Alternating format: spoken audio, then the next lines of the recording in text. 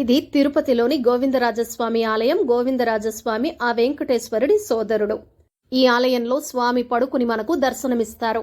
ఇది తిరుపతిలోని కపిలతీర్థం. కపిలతీర్థంలో స్నానం చేస్తే పాపాలు క్షమించబడతాయని భక్తుల నమ్మకం. ఇది తిరుమల చేరే ముందు తీర్థ స్నానం చేసేందుకు ఉత్తమమైన స్థలమని భావిస్తారు. తిరుపతి వచ్చిన భక్తులు తప్పక చూడాల్సిన ఆలయం తిరుపతి ఇస్కాన్ టెంపుల్. ఈ ఆలయం కేవలం భక్తి మాత్రమే కాదు, గీతా విద్య, ధ్యానం, ఆహార దానం, పిల్లల ఆధ్యాత్మిక విద్య వంటి అనేక సేవా కార్యక్రమాలతో అనేక మందిని ఆకర్షిస్తోంది. కృష్ణ భక్తి, విద్యాసేవ, శాంతియుత వైబ్రేషన్లు కలిసిన పవిత్ర కేంద్రం.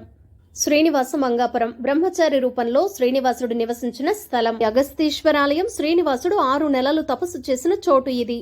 ప్రపంచంలోనే అత్యంత ప్రాచీన శివలింగం గుడిమల్లం ఆలయంలోని శివలింగం. ఈ ప్రపంచంలోనే మొట్టమొదటి శివలింగం. అలాగే బ్రహ్మ, విష్ణు, మహేశ్వరులు ముగ్గురు ఉన్న శివలింగం. తిరుచానూరు పద్మావతి ఆలయం ప్రాథమికంగా చోళుల పాలనలో 10వ శతాబ్ద ప్రాంతంలో నిర్మించబడినట్లు విశ్వసిస్తున్నారు. ఈ ఆలయానికి చెందిన శాసనాలపై చోళుల వర్ణనలు కనిపిస్తాయి.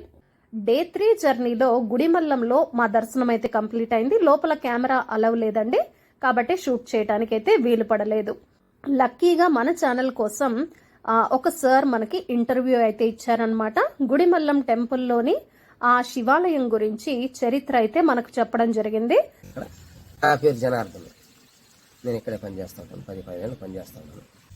ఓం నమ శివాయ. ఈ టెంపుల్ పేరు వచ్చేసి శ్రీ పరశురామేశ్వర స్వామి దేవస్థానం అంటారు. ఇది చాలా పురాతన దేవాలయం. ఇక్కడ ఏకశిలలో త్రిమూర్తులు బ్రహ్మ, విష్ణు, మహేశ్వరులు ముగ్గురు కూడా ఏకశిలలో ఉండడం అనేది ఇక్కడ ప్రత్యేకత అన్నమాట.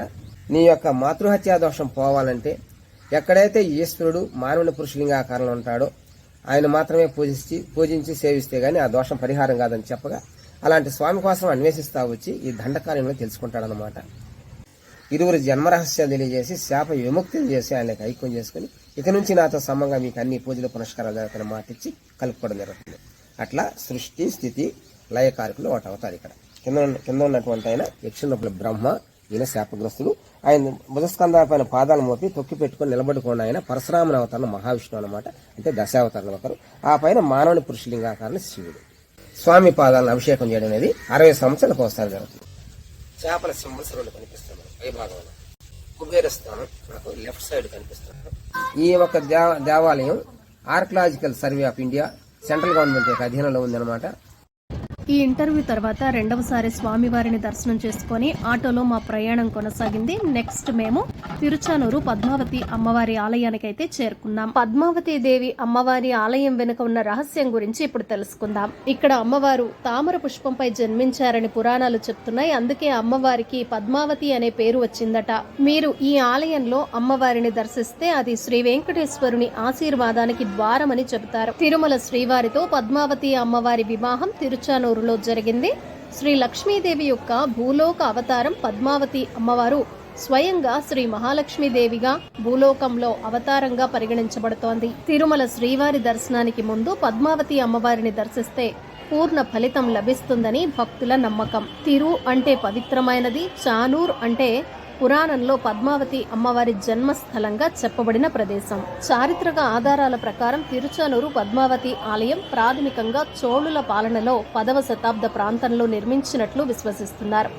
ఆలయానికి చెందిన శాసనాలపై చోళుల వర్ణనలు మనకు కనిపిస్తాయి. 14వ శతాబ్దం విజయనగర సామ్రాజ్యపు అభివృద్ధి దశ. విజయనగర రాజులు ఆలయాన్ని మరింత విస్తరించి గోపురాలు, మండపాలు నిర్మించారు.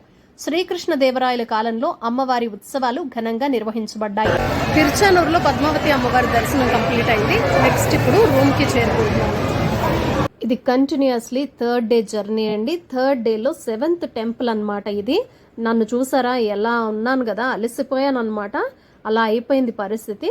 నెక్స్ట్ ఇక రూమ్కి వెళ్ళి రూమ్ వెకెట్ చేయాల్సింది. రూమ్ వెకెట్ చేసి నెక్స్ట్ 8th ప్లేస్కి అయితే బయలుదేరబోతున్నాం. అదేంటో మీరు గెస్ చేయండి. కాసేపట్లో నేనైతే రివీల్ చేస్తాను.